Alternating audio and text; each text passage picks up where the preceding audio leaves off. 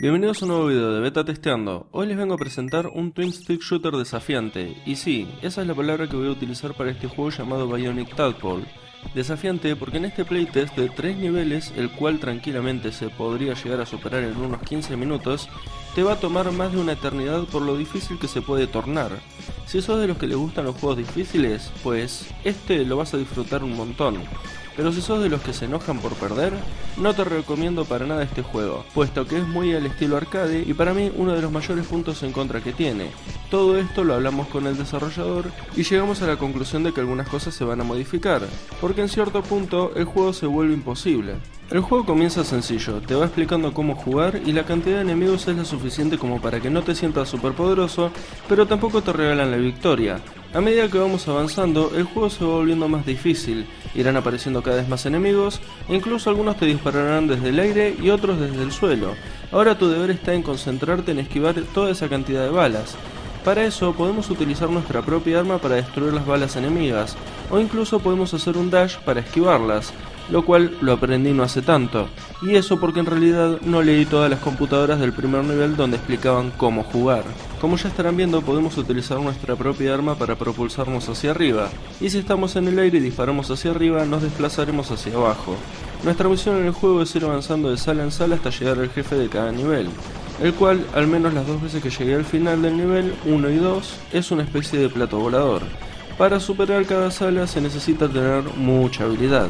Por suerte, este no es de esos Twin Stick Shooter en lo que se requiere tener 6 dedos. La verdad es que la jugabilidad es muy cómoda, y eso es un punto muy a favor para este juego, porque tiene grandes dificultades, que como mencioné antes, ya estuvimos hablando y algunas de ellas se van a modificar en futuro cercano. Primero y principal es que para pasar la sala tenemos que permanecer con vida. Eso es obvio, ¿no?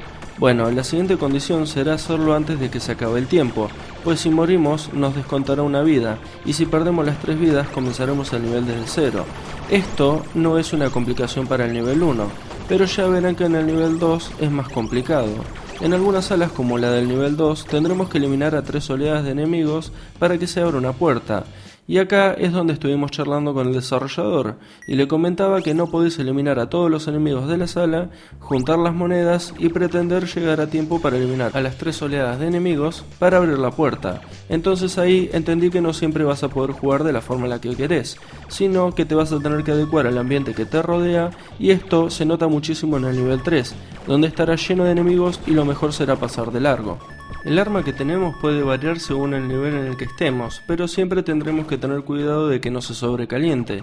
Al principio es una especie de ametralladora RGB y luego nos darán una especie de arma más potente. La diferencia entre una y otra es la potencia con la que te propulsa cada una, pues el nivel 3 está dedicado exclusivamente a eso, a disparar hacia abajo en casi todo momento.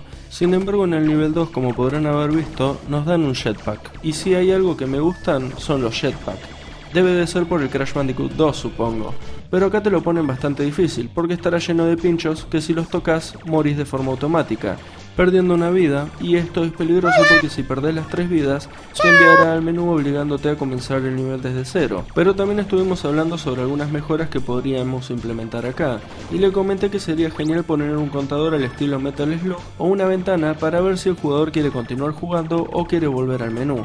Y otra mejora que está obligado a implementar es que el personaje cuando comienza cada nivel no tiene la vida completa, o sea, tenés la vida que tenías en el nivel anterior, incluso cuando le das a continuar desde el menú, y esto hace que sea más fácil el poder perder en el nivel debido a un disparo enemigo, así que eso será resuelto en próximas versiones, y no estoy tratando de hacer el juego más fácil, sino más justo para todos los jugadores. Y algo más que le destaqué, pero no llegamos a nada en concreto, es que al pasar de una sala a otra, en ciertos escenarios, algunos enemigos ya comienzan atacándote, y no te da muchas chances a esquivar, así que puede que comiencen con algún golpe de regalo. Por suerte el juego no es tan injusto, y puedes recuperar salud en cualquier momento si te encuentras con alguno de estos barriles que dan vida. Puede llegar a ser decepcionante encontrarte con uno y que te dé una moneda, pero bueno, son cuestiones de la vida, y además de que si juntamos 100 de estas moneditas, nos darán un punto de vida extra, por lo que si aprovechamos en los primeros niveles, no necesariamente se nos terminará la partida al perder las 3 vidas, tal vez se termine cuando pierdas las 4. El desarrollador me comentó sobre el compositor que realizó la música para este juego. Saben que yo de música no sé mucho, pero les paso el dato por si a alguno le interesa. Más que nada a mis desarrolladores amigos que siempre están buscando compositores.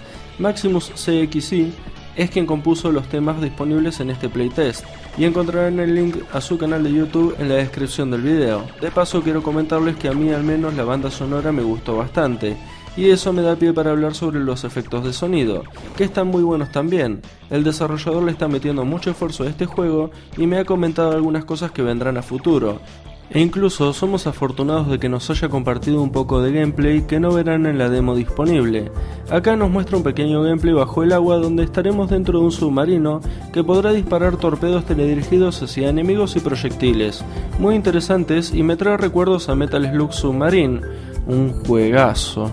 Bueno, esto va siendo todo de momento. En un futuro tendrá más contenido como armas y niveles, por lo que les recomiendo seguir a este desarrollador en sus redes sociales. Y si les gustó el juego y son lo suficientemente valientes como para enfrentarse a todo esto, van a encontrar el enlace para descargarlo, y también la página de Steam para agregarlo a la lista de deseados, que eso ayuda un montón a los desarrolladores. Ahora casi vamos finalizando con esta video reseña, y quiero agradecerle a todos por ser parte de los 1500 suscriptores que forman a día de hoy el canal de Beta Testeando, porque si yo no tuviera el apoyo de todos ustedes no habría videos nuevos. Así que gracias a todos, y recuerden que aún faltan 6 días para que puedan entregarme los dibujos o fanart de Gunborg Dark Matters y ganar una clave de Steam del mismo juego. Hasta ahora hay una sola persona que entregó el dibujo. ¿Lo van a dejar invicto? No se los recomiendo. Bueno, si les gustó el video, no se olviden de dejar su poderoso me gusta, suscríbanse para que esta comunidad siga creciendo cada vez más y más, y recuerden que tenemos Patreon. Compartan el video con sus amigos, ahora me voy despidiendo y nos estamos viendo en el próximo video de Beta Testeando.